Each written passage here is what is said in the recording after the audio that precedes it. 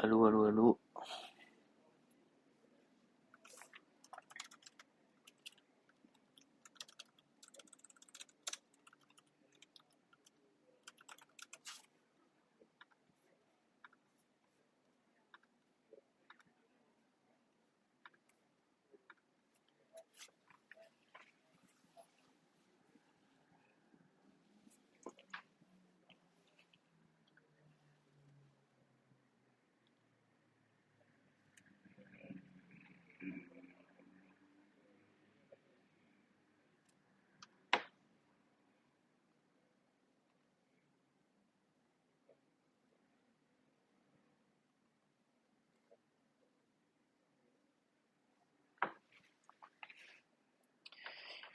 Salut tout le monde, est-ce qu'il y a du monde dans le live? Est-ce que je suis bien en live déjà? Normalement c'est bon.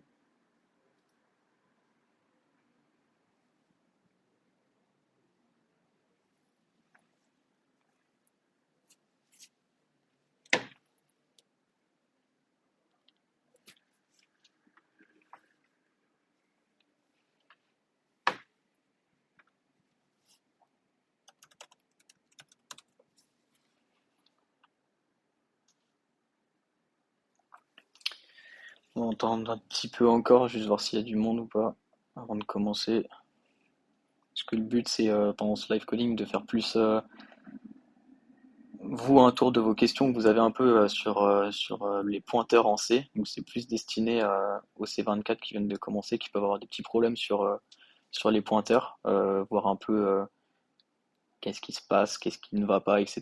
Je vais essayer d'expliquer un maximum pour que vous ayez le mieux compris à la fin du live et que le reste de la semaine, vous puissiez tartiner vos projets.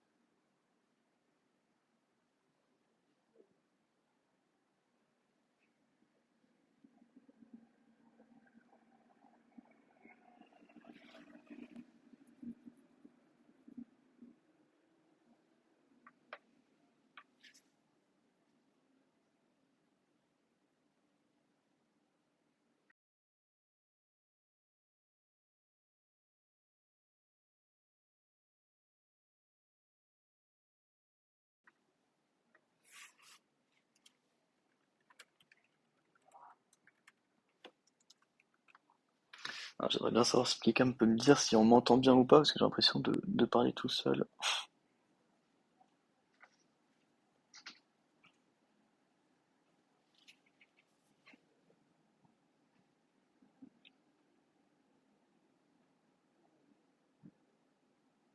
Ok, nickel. Ok. Ah bah voilà, il y a un peu de monde quand même. J'ai l'impression de parler tout seul, c'est pas cool. Ok, Sizer et Shiro, vous êtes des C24 ou pas?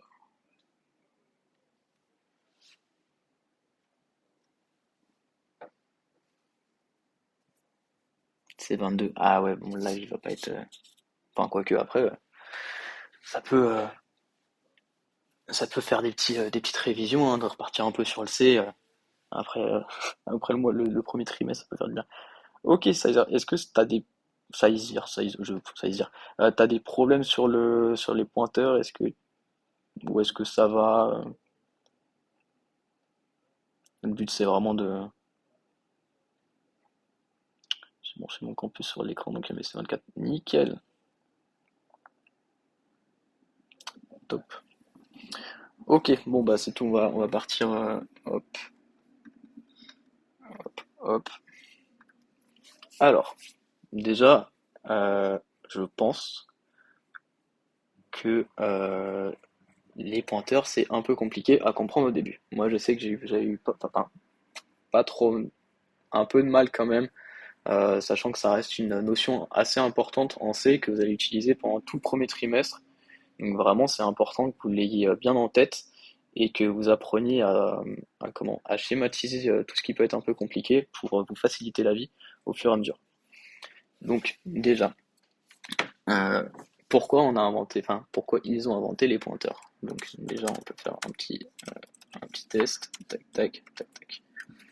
Donc, imaginons, je vais créer une variable de type entière, je vais initialiser à 5. Maintenant, hop, je vais faire une fonction en haut, void incrémente, et du coup, je vais prendre en paramètre un entier. Du coup, moi, ce que je veux, c'est que cette fonction-là, elle incrémente a de 1. Et du coup, bah, moi, ce que j'ai envie, c'est de pouvoir appeler ici ma fonction incrémente, de lui donner ma variable a, et du coup, bah, ça incrémente ma variable. Donc déjà, pour ceux qui le savent déjà un petit peu, qui ont déjà un peu vu, on va vite voir que c'est impossible comme ça, et on va expliquer pourquoi. Alors, donc je vais inclure stdio, hein, qui est donc la librairie standard input-output, qui va me permettre de pouvoir utiliser printf, sinon je ne pourrais pas. Et du coup, on va afficher la valeur de a avant la fonction incrémente.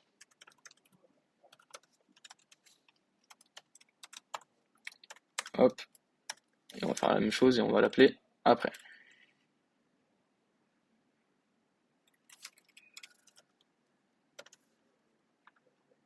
Ok, tac tac, je retourne 0, pas d'erreur.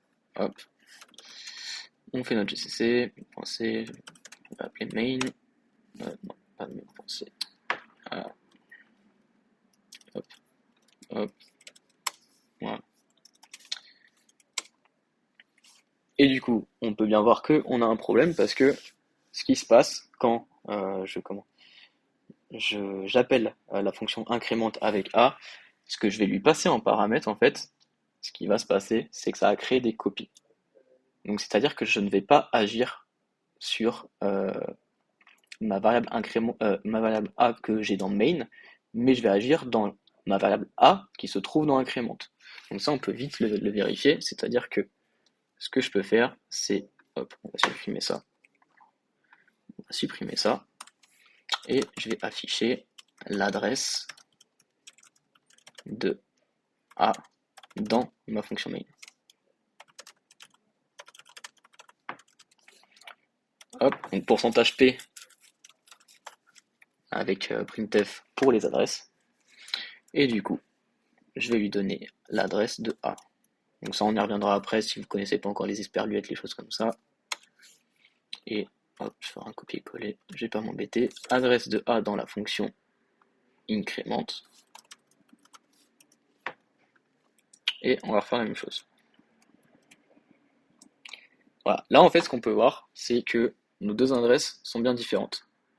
Donc, comme je vous ai dit, en fait ce qui se passe quand vous appelez une fonction avec des paramètres, une fois qu'elle va rentrer dans, dans, dans cette fonction, ça va être des copies qui vont être modifiées et non pas votre variable que vous avez passée. En fait, vous ne passez pas votre variable, on va juste la copier. Et nous, ce qu'on veut, c'est ce qu'on va faire d'ailleurs, c'est passer des variables par référence. Et en fait, on va lui donner une adresse mémoire pour qu'il puisse directement agir sur la mémoire. Et du coup, on va bien modifier notre variable a qui se trouve dans main. Donc, hop, on va effacer tout ça. Pour rappel, un pointeur, on va plutôt faire la valeur d'un pointeur, c'est toujours une adresse.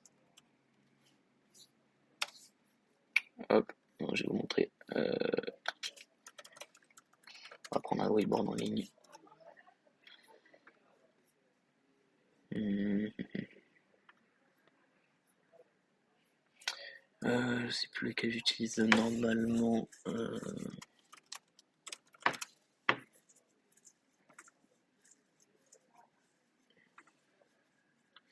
que j'ai besoin de me connecter ou pas?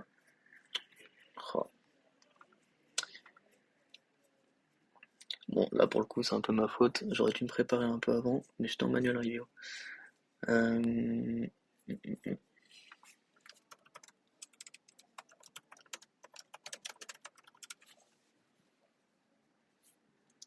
Ah, bah, j'ai peut-être pas besoin de me connecter.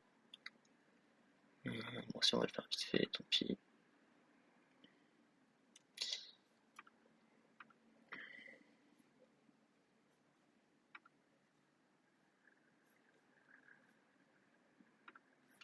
Ok, alors, du coup, hop, donc, on va schématiser grossièrement la mémoire.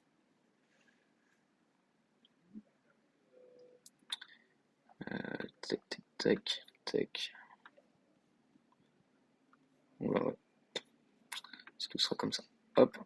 Donc là, on va voir tout ce qui est adresse. Et de l'autre côté, on va voir tout ce qui est valeur.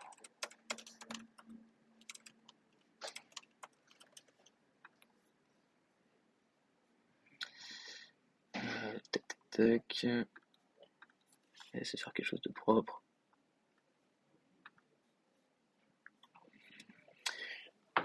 Du coup, en fait, dans les adresses, ça va être, pour faire une petite métaphore, comme les adresses de chez vous. C'est-à-dire que si un jour je veux vous retrouver vous, chez vous, j'ai besoin de l'adresse. Sinon, je ne vais pas savoir. Vous pouvez me dire j'habite chez moi, c'est qui? Où est-ce que c'est chez moi? Et ben c'est à peu près la même chose pour l'ordinateur. C'est-à-dire que lui, à chaque fois, quand vous lui dites voilà, ma valeur elle s'appelle A, ma valeur elle s'appelle B, ma valeur elle s'appelle C, etc. Lui, en fait, il transmet tout ça en fonction de son adresse. C'est-à-dire que quand vous dites A, et en fait, quand vous avez déclaré une variable qui s'appelle A, lui, ce qu'il va aller chercher dans la mémoire, c'est bah, un espace où il y a assez de place pour mettre ma variable. Une fois qu'il a trouvé ça, il va mettre ma variable à une adresse, et du coup, il va dire, voilà, la variable A, elle est à cette adresse-là. Donc, on peut essayer de le schématiser assez rapidement. Donc, on va dire qu'on a l'adresse 0, hop,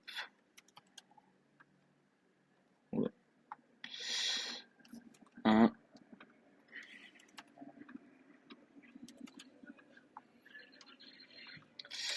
2,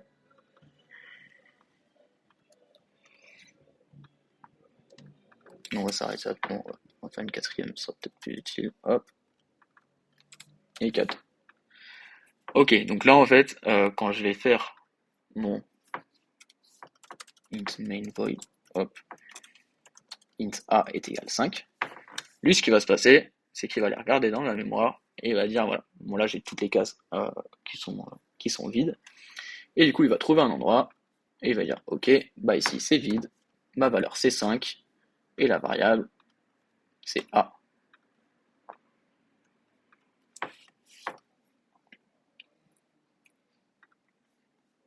Ok, du coup maintenant qu'on a ça, donc dans l'exemple d'avant, ce qui se passait, c'est que dès que ça passait dans une copie, ça trouvait une nouvelle adresse. Et du coup, on avait la même chose, on avait une copie de A, donc là, on aurait mis 5 aussi, on aurait mis A, sauf que ça aurait été le A de la variable, de la fonction incrémente. Maintenant, nous, ce qu'on veut, c'est vraiment agir sur cette valeur-là.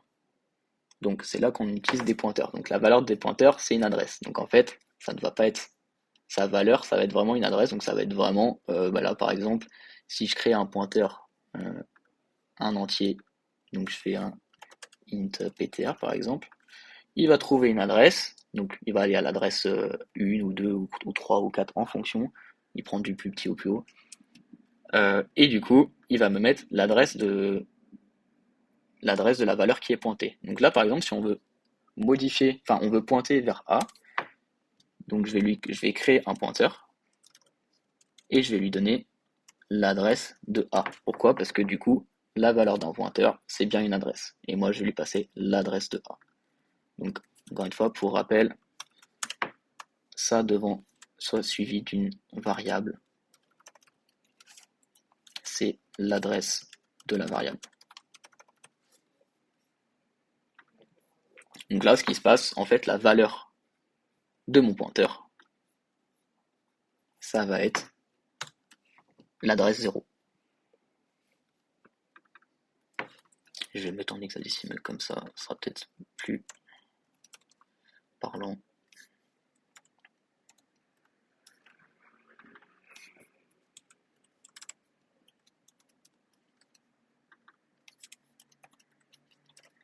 Donc là, ça va être l'adresse 0x01.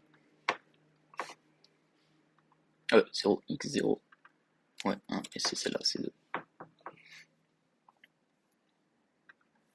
Ok, et du coup, en fait, on peut carrément le vérifier, donc c'est-à-dire qu'on va faire un printf, et on va regarder du coup l'adresse de A. Hop. Donc pareil, ça va être une adresse, %p, et l'adresse de A, on va lui passer directement. On va afficher la valeur du pointeur ptr. Donc là, pareil, comme on a dit, la valeur d'un pointeur, c'est une adresse, c'est %p. Toujours la même chose. Et du coup, on va lui donner ptr. Et on va même afficher l'adresse de ptr. Donc là, comme ça, vous allez voir que c'est pas la même chose, et c'est bien là où il faut faire aussi attention. Et du coup, on va lui donner l'adresse de ptr.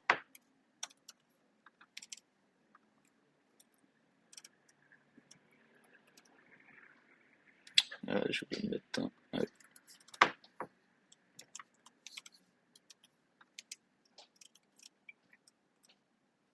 Ok, donc on voit bien que l'adresse de A, c'est tout ça, je vais pas le lire. Et on voit bien qu'elle est bien égale à la valeur du pointeur. Donc c'est-à-dire que là, on a bien notre pointeur qui pointe vers l'adresse de A. Donc, si on transcrit ça sur notre tableau, si vous préférez, c'est ça qui se passe. Hop, hop, hop. Donc on a bien, et par contre, je vais changer du coup l'adresse aussi, de ptr, qui est du coup complètement différente, hein, vu que c'est une autre adresse mémoire.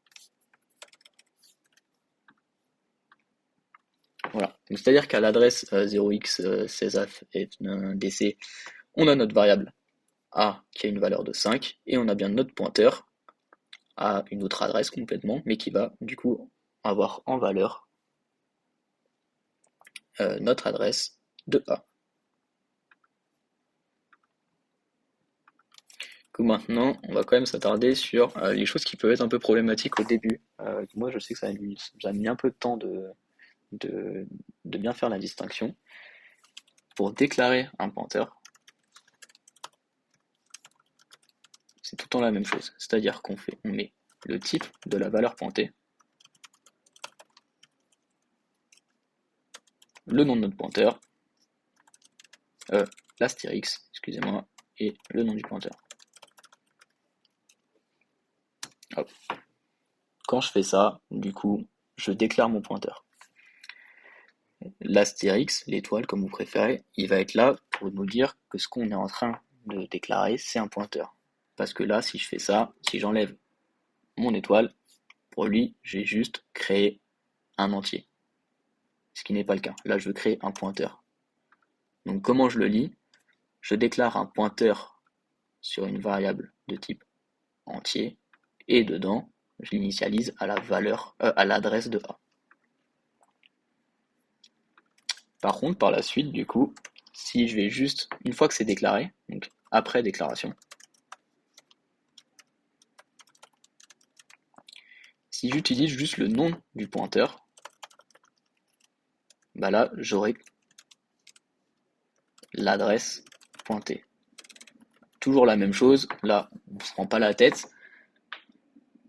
Le nom du pointeur, ça sera sa valeur, et du coup, la valeur d'un pointeur, je répète, c'est une adresse, donc ça sera l'adresse pointée. Toujours après déclaration, si par contre là, à ce moment-là, je veux récupérer la valeur qui est pointée, donc imaginons. Donc là, c'est là où il faut un peu suivre. Là, je vous demandais de bien être concentré. C'est pas très compliqué, mais mon pointeur, il pointe sur cette adresse-là. Donc, si on fait hop, la petite flèche, mon pointeur ici, il pointe sur cette adresse. C'est la même chose. Sauf que maintenant, si je veux agir sur ma valeur 5, il faut que je lui dise va à l'adresse où tu as pointé, mais tu ne vas pas modifier l'adresse, tu vas modifier sa valeur. Donc pour ce faire, là on met étoile et le nom du pointeur. Et donc là ça sera valeur de l'adresse pointée. C'est là qu'il faut faire attention. Là où il faut vraiment faire attention du coup, c'est que c'est pratiquement la même chose que cette déclaration ici. Sauf que la première fois on déclare, donc on est obligé de mettre l'astérix pour lui dire que c'est pas une variable de type int ou quoi qu'on va créer, mais plutôt un pointeur. Et après déclaration, si on remet l'étoile, c'est qu'on va aller chercher du coup la valeur pointée. Donc ça on peut le voir. Donc hop, adresse de A, valeur de A, valeur du pointeur PTR, donc ça on va le laisser. Et ici à la place de adresse de PTR, on va mettre valeur de l'adresse pointée de PTR. Et donc là, c'est plus une adresse qu'on va lui mettre, c'est un entier. Donc D, et là je mets plus du coup l'adresse de PTR. Je vais mettre astérix de PTR parce qu'on veut la valeur de l'adresse pointée. Oui, ce pourcentage. Je sais pas. Où est-ce que j'ai fait une bêtise? Oui, ici. Hop. Voilà, donc on a bien l'adresse de A qui est 0x016DC, etc. La valeur de A, c'est bien 5. La valeur du pointeur, d'ailleurs, c'est pas la valeur, c'est l'adresse du pointeur. L'adresse du pointeur, c'est bien la même chose que l'adresse de A. Et la valeur à l'adresse pointée de PTR, c'est bien 5, qui est donc bien notre valeur de A. Je sais pas si c'est clair, j'essaye de faire la meilleure chose. Moi, je sais que c'est comme ça que je l'avais appris. Donc en fait, ce qui se passe, c'est que après déclaration, si je fais juste PTR, ça va me renvoyer sa valeur, donc l'adresse pointée. Par contre, si je lui fais astérix et le nom de mon pointeur, ça va aller à l'adresse pointée et ça va me donner sa valeur. Et là, je peux modifier. C'est-à-dire que ici, si ici, je lui fais valeur de l'adresse pointée de PTR est égale maintenant à 10, hop, hop, non, c'est pas l'adresse que je veux, c'est la valeur de A. Là, on va pouvoir voir que ça va être modifié. Donc, on a bien l'adresse de A, toujours la même chose, etc. Une fois qu'il passe ici, du coup, il me modifie bien A. Là, on voit bien que c'est la valeur de A que j'affichais. Et elle a bien été modifiée. Avant, c'était 5, maintenant, c'est 10. Et du coup, la valeur de l'adresse pointée, c'est bien 10, parce qu'en fait, tout ce qui s'est passé, c'est que j'ai fait ça, et j'ai changé par ça. Est-ce que c'est un peu plus clair ou non?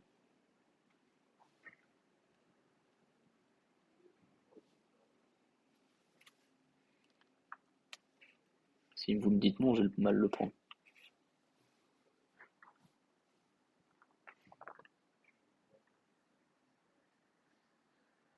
Tout est bon. Bah écoutez, nickel.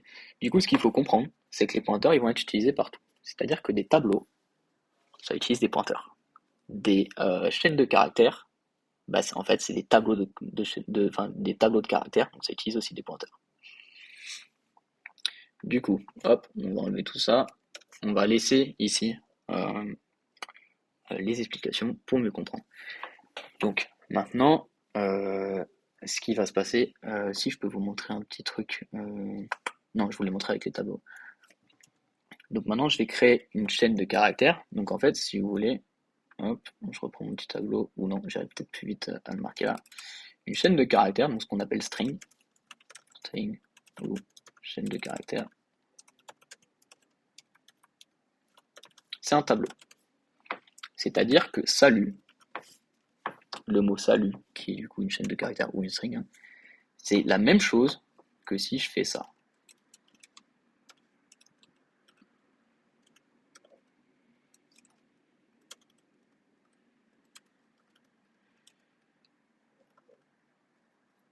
Et sauf qu'il y a une petite subtilité en fait.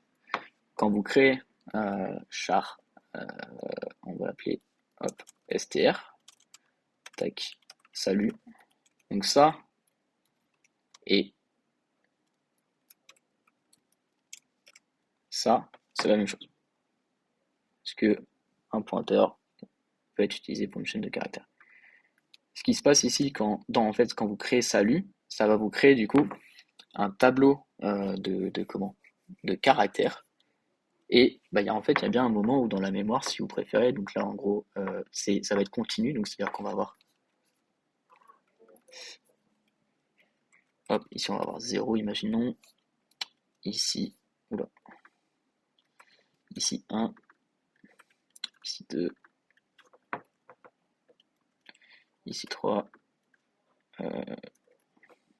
ici 4, et il nous en faut un cinquième. Et donc là, la première valeur, ça sera le S majuscule, ici le A, hop, on va supprimer, ça ne sert plus à rien. Ici, du coup, ce sera le L.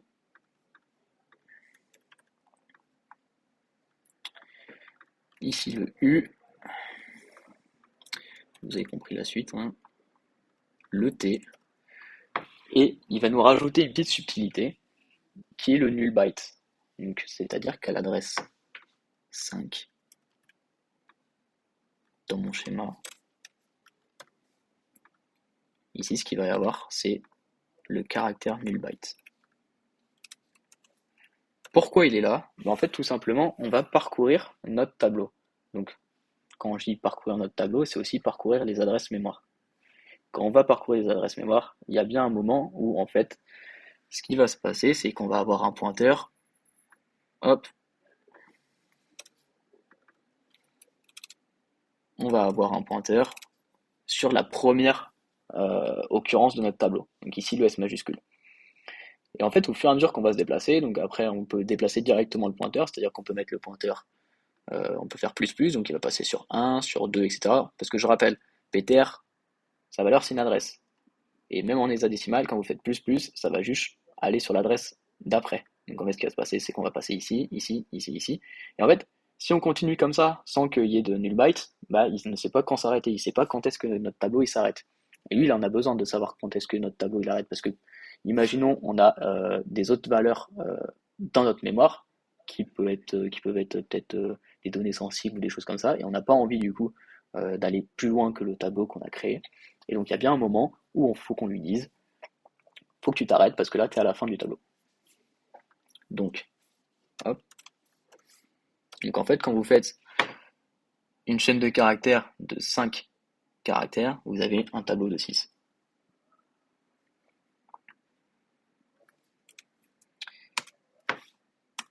Du coup, c'est pour ça aussi qu'on peut très bien utiliser hop, pour afficher tout ça. Donc int i, je vais faire mon itérateur. Ici, for i est égal à 0. Tant que str de i différent de null byte. Et vous allez voir que ça va très bien marcher. I++, printf, pourcentage C, vu que c'est un caractère, et on va même dire I est égal, hop, et str de I, je vais même dire I du coup on a déjà là, est égal, hop, et du coup on va remplacer le premier par notre I et notre deuxième par str de I. Hop, je n'oublie pas le return 0 à la fin.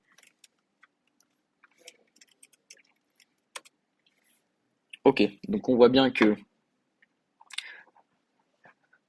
dans mon tableau, à l'indice 0, j'ai mon S, indice 1, le A, le L, le U, le T, etc., etc. Enfin, vous avez bien compris. Et du coup, bah, il y a le moment où euh, I est égal à 5.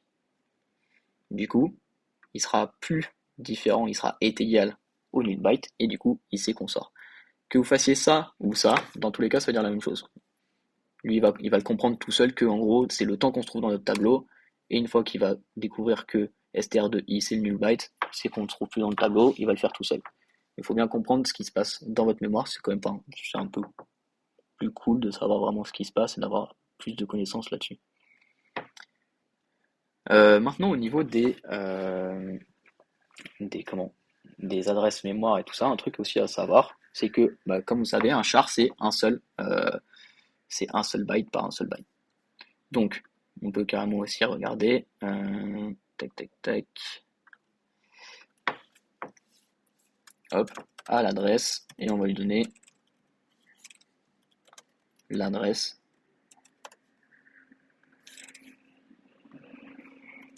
de str de i.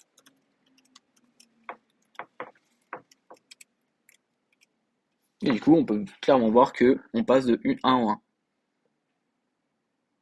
Donc, comme j'ai dit ici, on fait bien celui-là, on passe de 1, etc. À chaque fois, un tableau sera continu.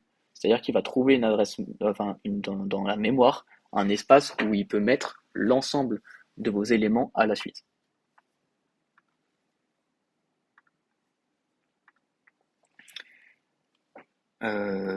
Je peux aussi faire le contraire, où je peux lui dire, et donc là, c'est là où on va voir qu'il y a une petite différence. Si je fais un tableau de int, et que je lui dis, du coup, je vais lui dire comme quoi j'ai 3 éléments, je vais lui dire le premier c'est 1, le deuxième c'est 2, et le troisième c'est 3. Voilà, on s'embête pas. Ici on va l'appeler tab. Donc tab, ça va être D ici, adresse nanana. Ici on peut faire tab et tab. Il a été trop loin, oui, parce que je vais pas passer par là, je vais faire tant que i est plus petit que 3. Hop, hop, on va clear ça.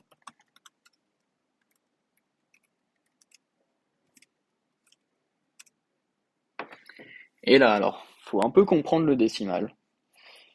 Mais si vous voulez, le décimal c'est de 0 à 16. Donc c'est-à-dire que après 8, on a 9. Après 9, on a A. Après A, on a B. Après B, on a C. Donc entre mon élément 0 et mon élément 1, vu que c'est des entiers, j'ai 4 bytes de différence. C'est-à-dire que, si vous voulez, dans mon tableau, ça serait comme si de mon 0 là, de mon 0 à 4, c'est exactement la même chose et c'est mon numéro 1. C'est mon chiffre 1. Ça, comme ça, vous voyez un peu vraiment comment ça se passe dans votre mémoire. Vous l'avez vu normalement semaine dernière, premier projet de C, quand vous avez fait le, la tâche avec size, où vous affichiez à chaque fois la taille d'un type différent en C. Vous avez vu qu'il y avait 1, il y avait 4, etc. Là, on peut clairement le voir que du coup, même dans un tableau, ça utilise bien 4 bytes, 4 bytes et 4 bytes. Est-ce que j'ai autre chose à vous dire sur les pointeurs?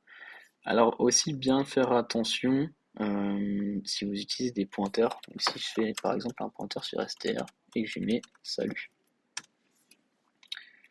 Tac. Hop. Une erreur que vous pouvez faire dans les tâches, c'est de jouer directement avec votre pointeur. Donc c'est-à-dire for i est égal 0. Alors, si par contre je int i, ou même pas, vous n'avez même pas besoin de faire ça. Si je fais while str différent de caractère de fin de null byte. Hop, hop, hop. Printf.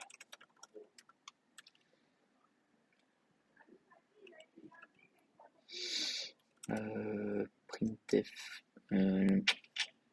Pourcentage C. Tac, tac. De str. Et là, vous faites str++. Là, vous allez voir, enfin, ça va marcher. On va par contre avoir, donc là, hop, hop, hop. Non, c'est pas ça, c'est hop, str++. Comme ça. Donc là, tout marche bien, on a bien notre salut. Maintenant, par contre, si je veux le refaire, si par exemple je vais afficher 2 fois la même chose, comme ça, là, vous allez avoir une erreur, parce que je l'affiche qu'une fois. Bon, il n'y a pas beaucoup de gens qui écrivent dans le chat, mais est-ce que quelqu'un pense savoir pourquoi? En vrai, si vous suivez à la lettre 1, pas à pas ce qui est dans le code, vous allez trouver.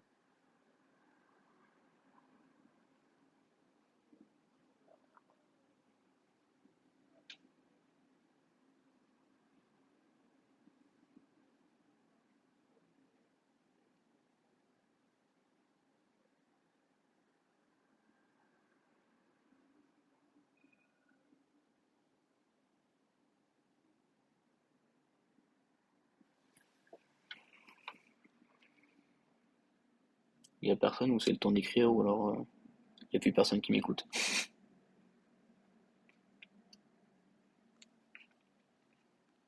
Donc c'est peut-être que j'ai beaucoup de latence. Bref, c'est pas grave, on va pas perdre plus de temps.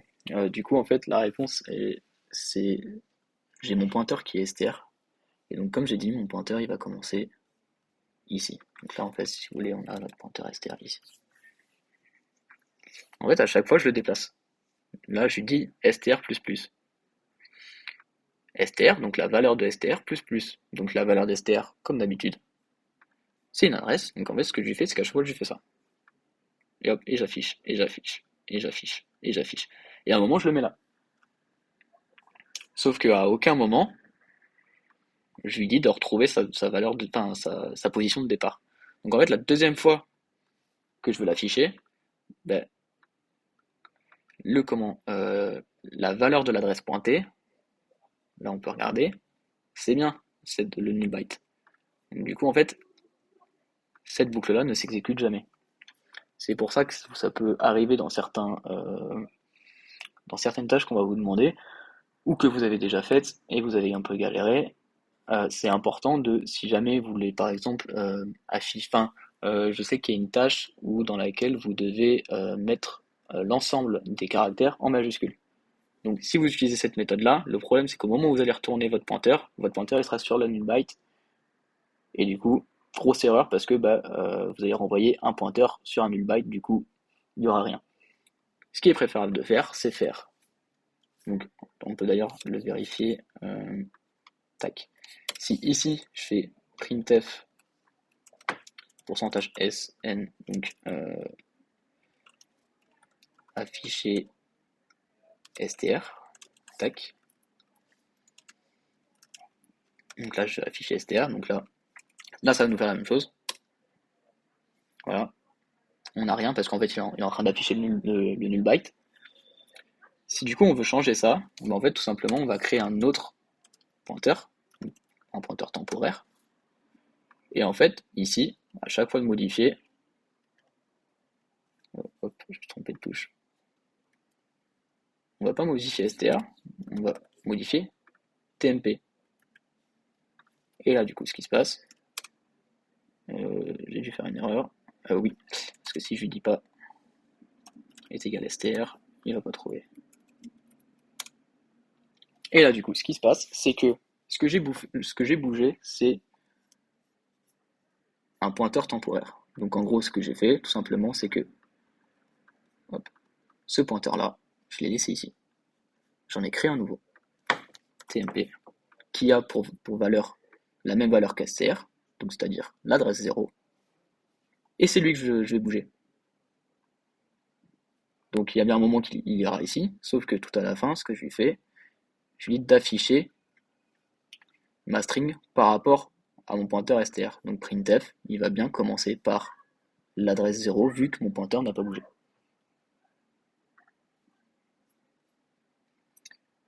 Voilà, voilà. Je pense pas avoir plus de choses à vous montrer. Les pointeurs, c'est quelque chose vraiment où faut vous cogner un peu la tête, mais ça va rentrer et une fois que ça sera rentré, ça sera déjà beaucoup plus simple et vous allez comprendre plus de choses et vous allez pouvoir faire beaucoup plus de choses. C'est la notion la plus importante en C pour moi. Euh, En plus là, vous allez l'utiliser pendant tout le premier trimestre. Faites-vous des blocs-notes, utilisez le tableau pour la fin de semaine, là, vraiment important d'utiliser le tableau blanc, de le faire à plusieurs. Euh, Dès que c'est possible de visualiser quelque chose et du coup de dessiner au tableau ce que la représentation, vous allez voir déjà la tâche, elle paraît tout de suite un peu moins dure et c'est un peu plus simple pour faire votre pseudocode. Voilà, est-ce qu'il y a des questions dans le chat ou non?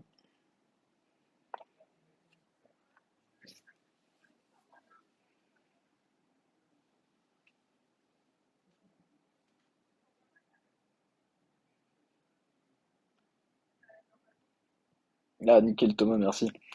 Bon, j'ai peut-être un peu bafouillé, ça a mis un peu de temps, il y a eu des petites erreurs, etc. Mais je pense que j'ai fait quand même un peu le tour. Vous pouvez mieux voir les choses et ça vous permet aussi d'avoir une meilleure visualisation de ce qui se passe un peu pendant votre code dans la mémoire et du coup d'avoir un œil un peu plus attentif sur les codes que vous allez faire au fur et à mesure.